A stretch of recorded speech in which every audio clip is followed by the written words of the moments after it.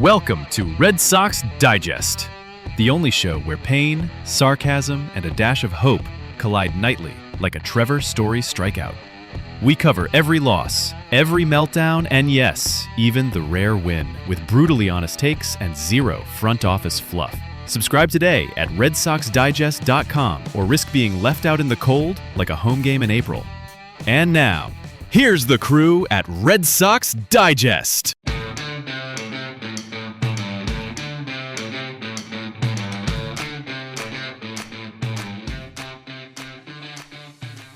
Good evening, Red Sox fans. It is June 20th on Friday night. I am here with Nick Face.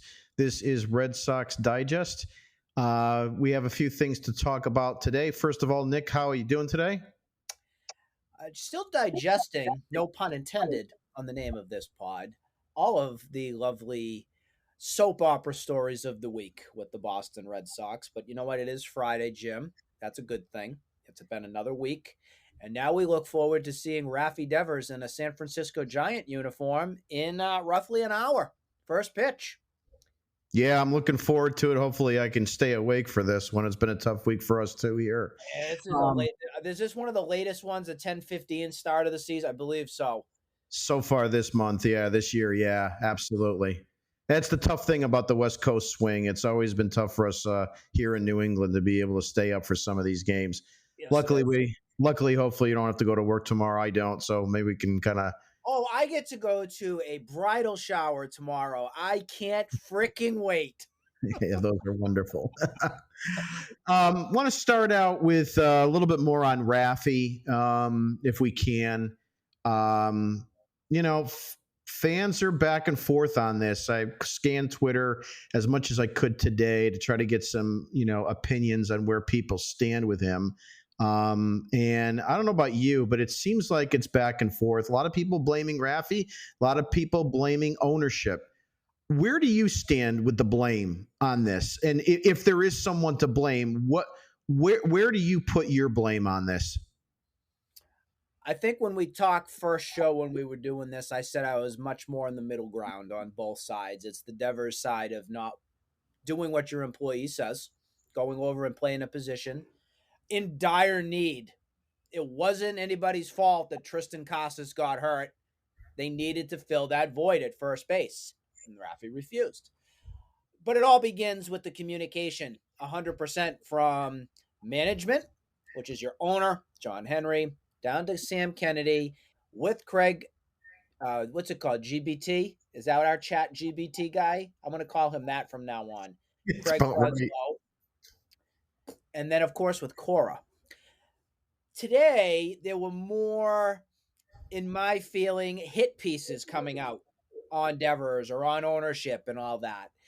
And one of the things that stood out to me from an article, I believe it was from the Passan story, Jeff Passan from ESPN, was the point that Alex Cora never got that opportunity within that month before Devers was at camp a month prior to spring training. They never even got a chance to talk about, what the season's going to look like, what they might need him to do. That would have been a prime opportunity to talk right there, and nothing was done. Nothing at all.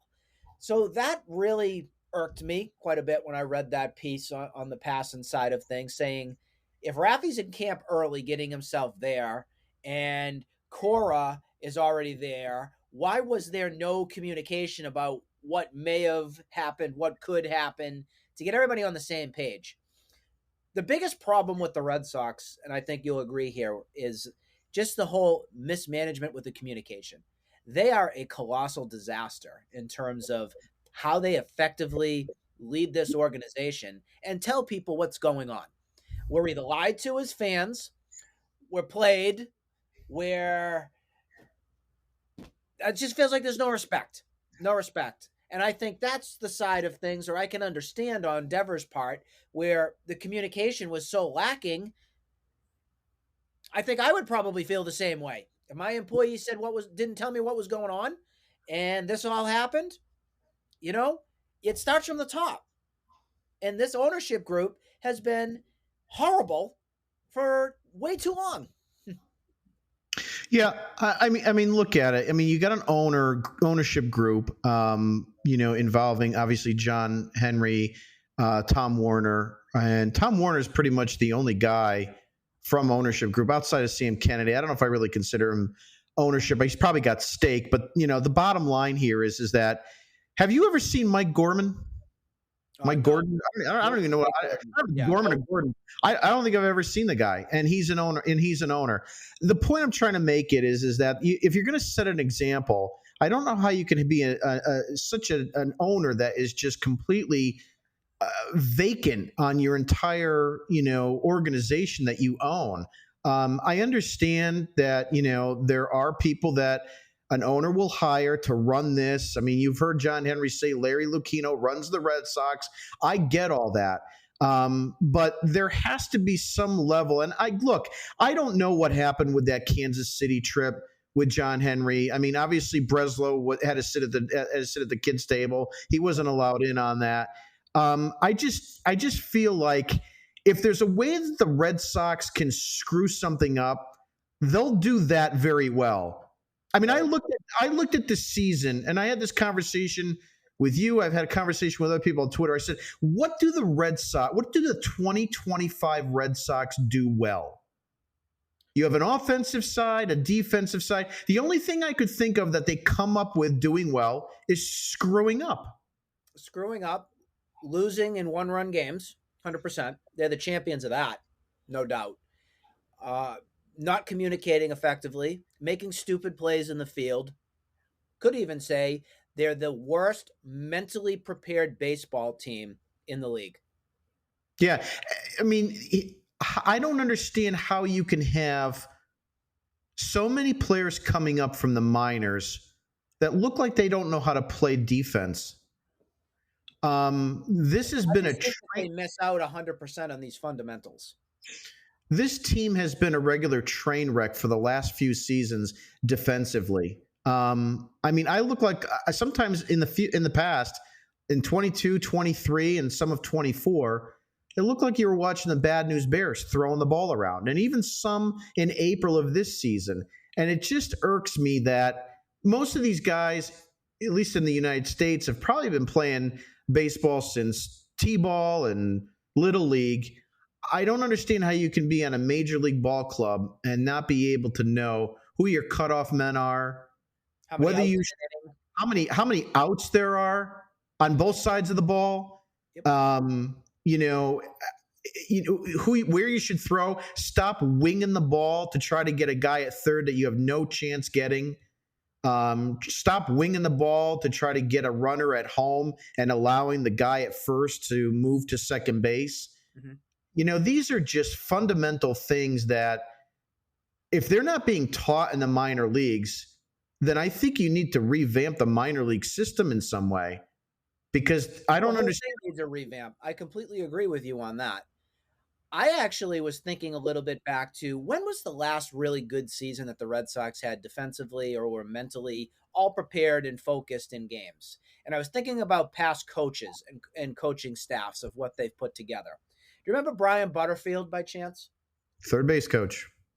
He was the one known for all the fungos and hitting all the ground balls and getting everybody in the best defensive rhythm and knowing what's going on. The last year that Butterfield was with the team, do we remember that year? I can't remember 100%, but I want to say it was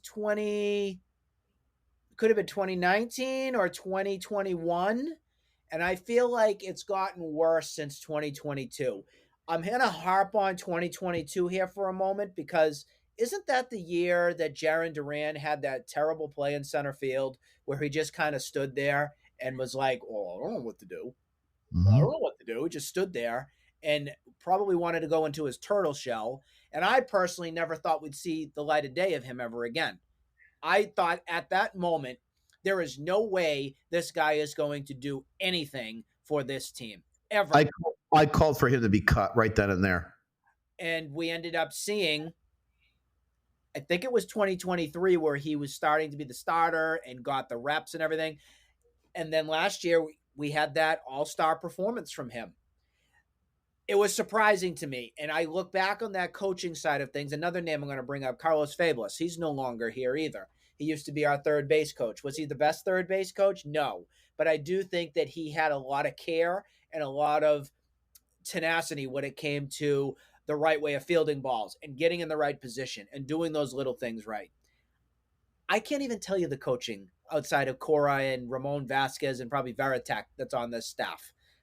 You do have your Andrew Bailey as your pitching coach, but first base coach, usually you know his name. I really don't, and I don't care. Third base, no, same deal. And I think a lot of this is because these guys have no clue what they're doing. Yeah, you brought up the Jaron Duran thing about becoming a starter. Let's not forget the fact that if it wasn't for Adam Duvall's injury, he would have not been a starter. Great point, Jim. Great point. I forgot about that. Yep, 100% right. The only reason why they brought him up. And if that injury doesn't happen, who knows if Jaron Duran even plays that season or he's a September call-up. Just back to Raffy for a second. There was a tweet. I don't know who he interviewed because, again, my day's been really crazy. But he had said today that if the Red Sox had said to him in spring training that they wanted him to play first base, he would have played first base. I've got two problems with that. Number one, obviously, Raffy knows that we had a first baseman to start the season. His name was Tristan Casas. And number two, why can't you just do it after he was injured? Like, why was it okay in spring training, but it's not okay in May? What's the problem with that? Why is it so egregious to him? Because he's one of those guys that was having a mental breakdown. He was having a temper tantrum, and he wanted to take it out on John Henry and I think personally he wanted to take it out on Breslow. I think Devers absolutely despised that robot. That GBT robot is what he is. Yeah. I don't think we stress enough.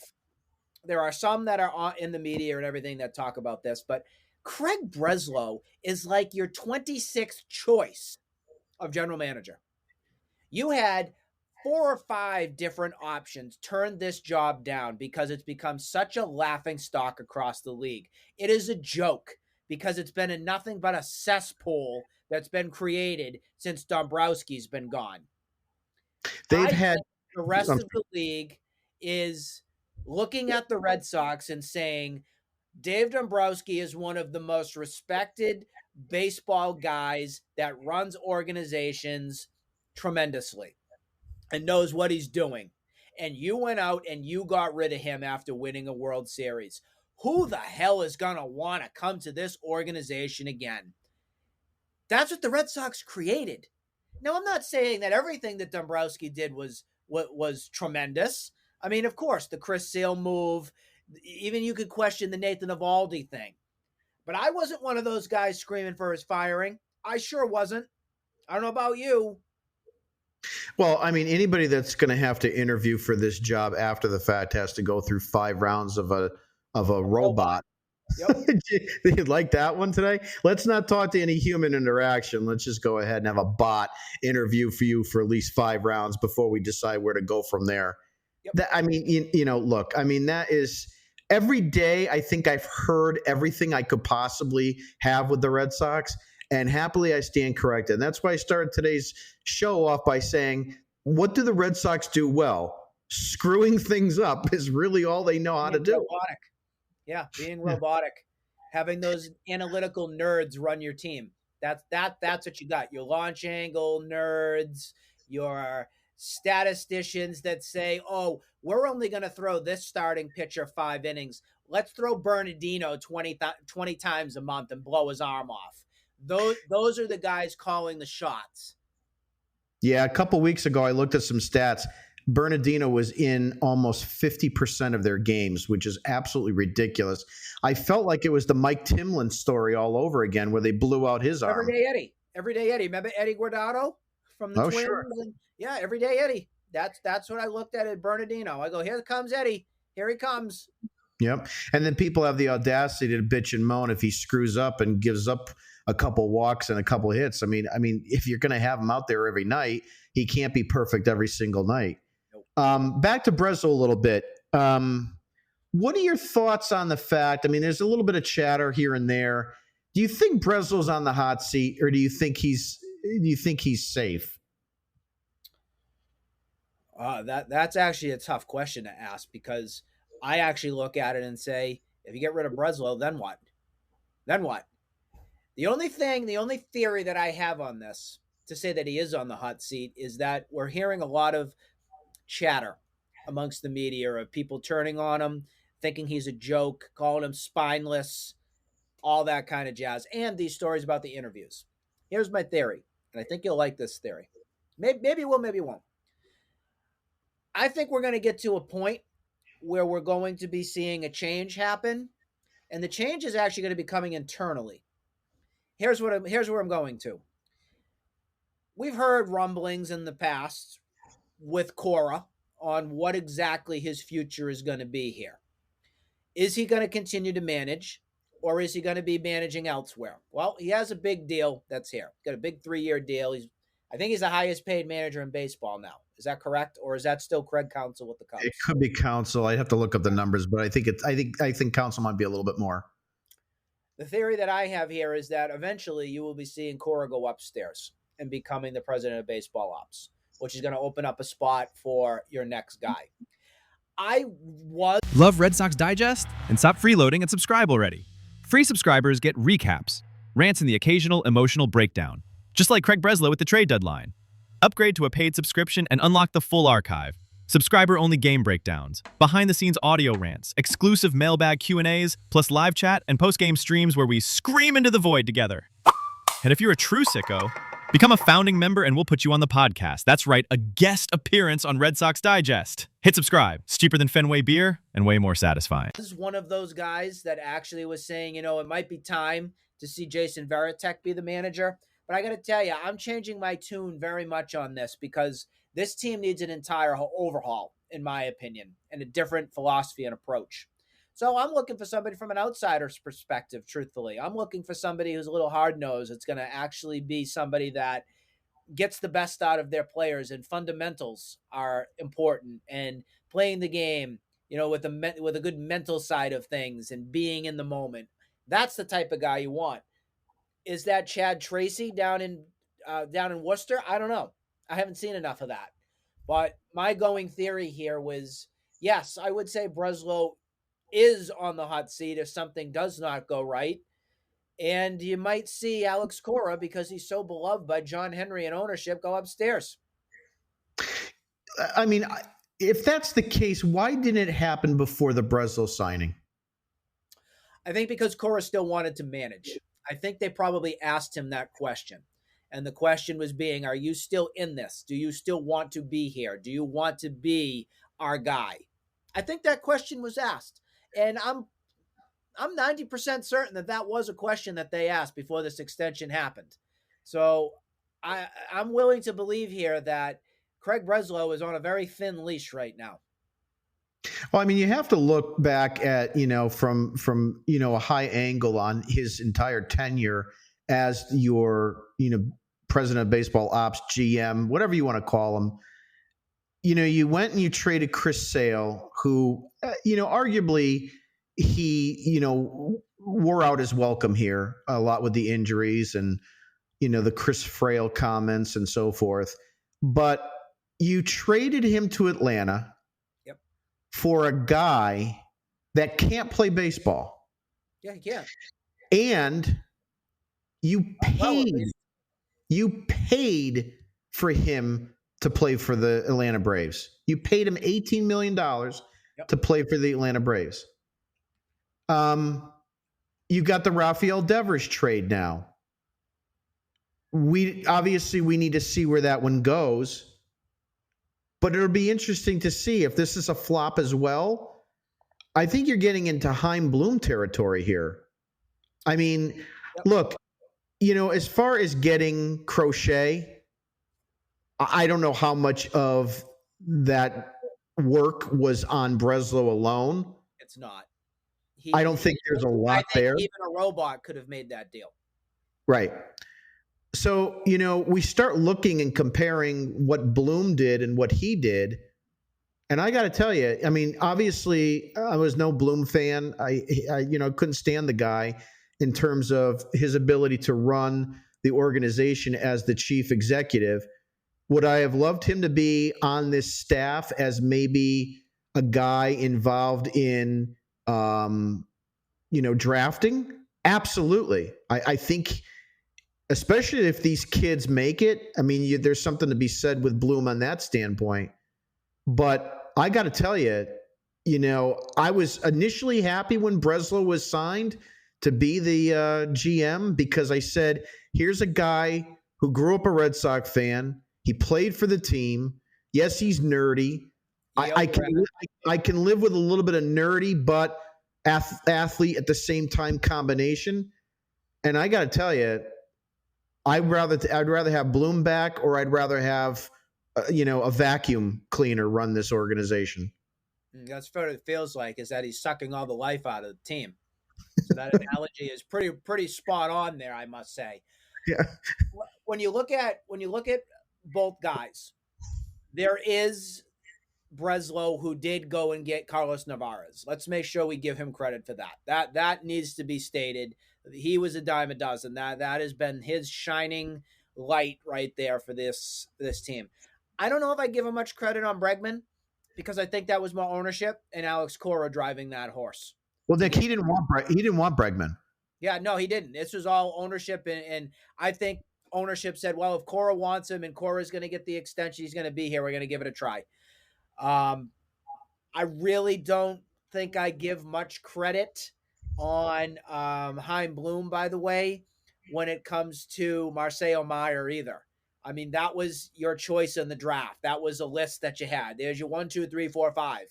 Oh, Turtle could have selected him. They fell in your lap. I can't really do much there on what it turned into be Roman Anthony and then your Christian Campbell. I can give a little bit of credit on that. And definitely the minor leagues was definitely revamped after Dombrowski was there. Dombrowski, I'm sorry to keep talking about him, but it drives me crazy when people say that Dombrowski ruined the farm system. No, he did not. All of the guys that he traded, for the most part, have been nothing but colossal failures. Nick, I've said this before on some Spaces. It drives me insane. I've said this before on Spaces, and I've said this when people come at me on Twitter about Dombrowski ruining the minor league system. And I said to every one of them this statement: what trade did Dombrowski make that you want back? You want Tata back? He's really been great.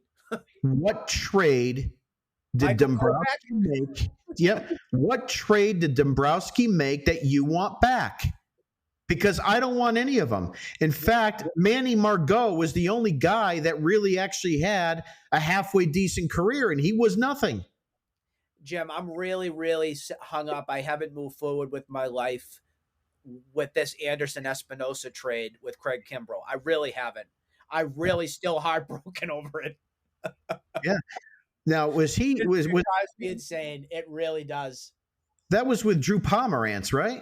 Or something like that. Yeah, I think that's right. Yeah. That was the Drew Pomerantz. That Anderson Espinosa isn't a Red Sox right now. I'm so sorry, folks.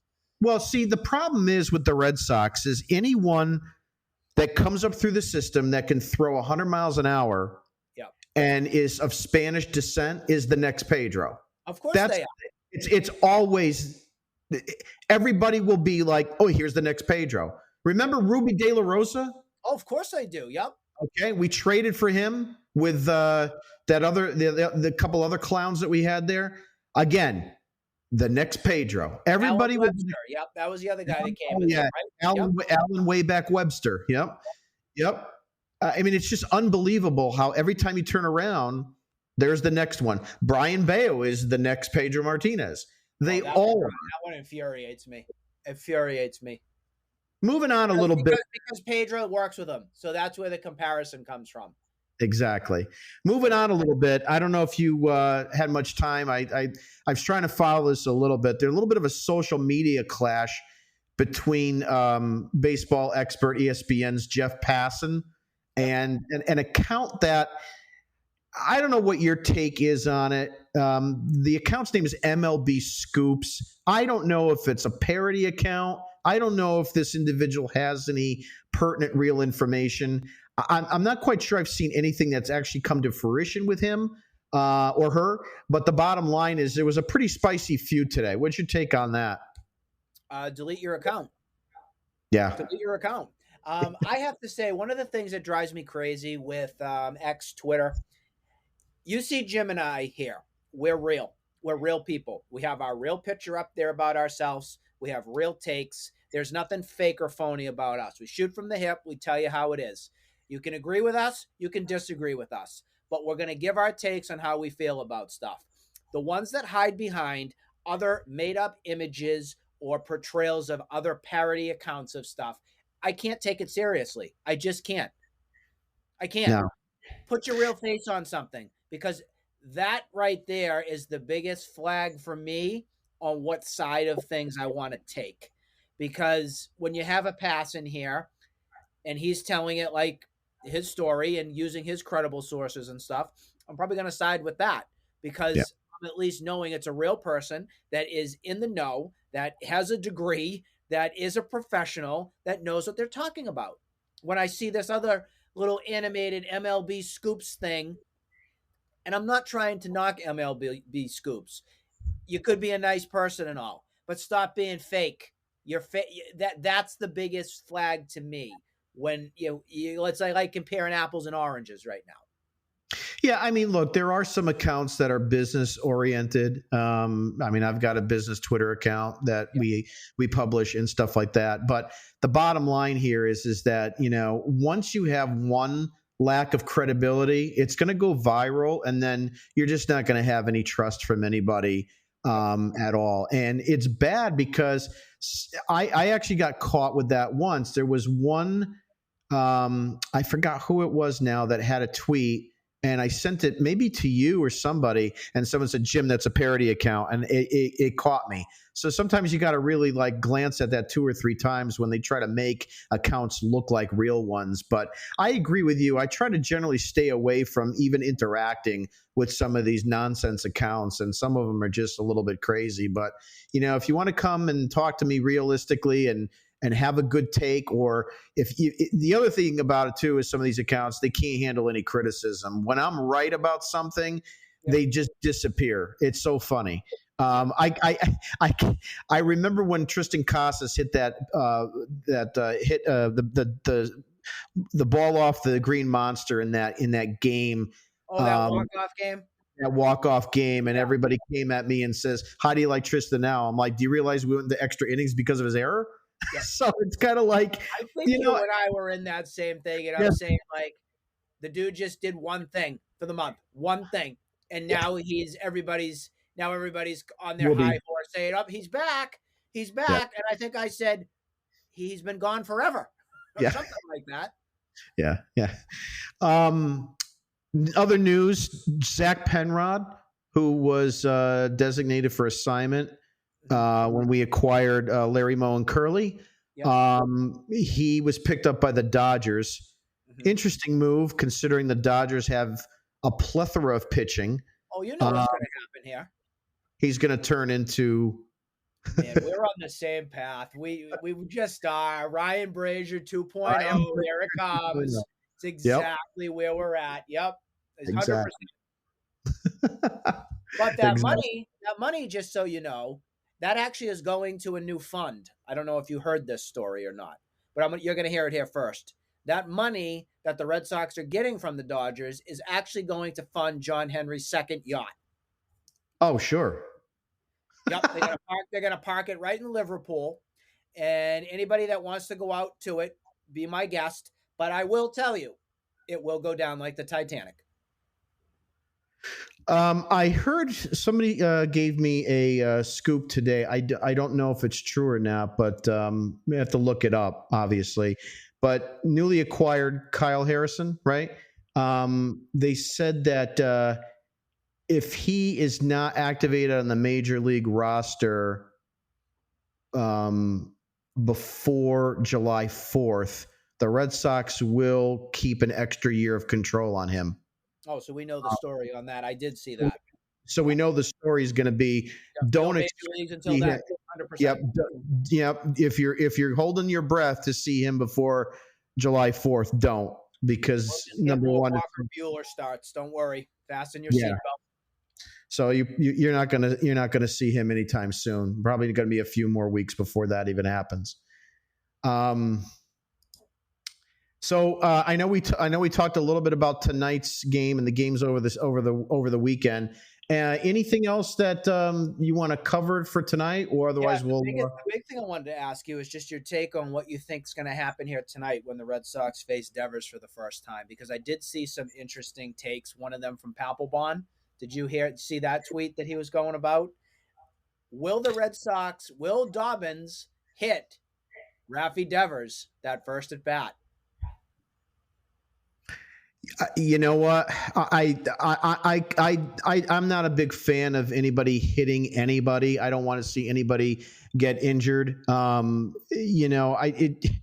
want to brush them back a little bit. That might be something. I mean, Dobbins seems to have a little bit of a hot streak in him. I mean, obviously, if you're going to be a rookie on your fourth or fifth start and come out and say that you'd rather retire than play for the Yankees, you're either a loose cannon, and that's why I bring this point up.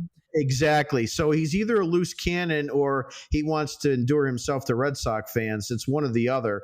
But the bottom line is that I hope that if he does, it's just to brush him back a little bit. But I don't want to see anybody get hit.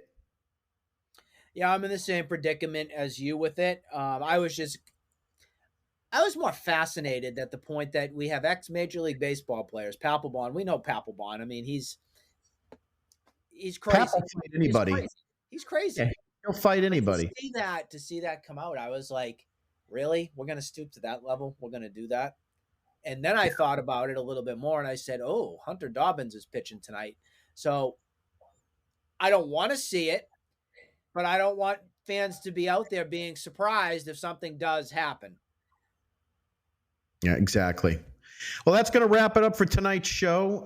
Nick, thanks very much for joining me tonight. Definitely go ahead and check us out on our digital platform at redsoxdigest.com. That's redsoxdigest.com. You can sign up for a free subscription to our daily digital. And depending on what happens over this weekend, if something major breaking happens, we may, come online again for another live podcast. If not, we'll see you next week. And enjoy your weekend, Nick, and Red Sox fans everywhere. Enjoy this weekend. It should be an interesting 3-game series. You as well. Everybody have a good weekend.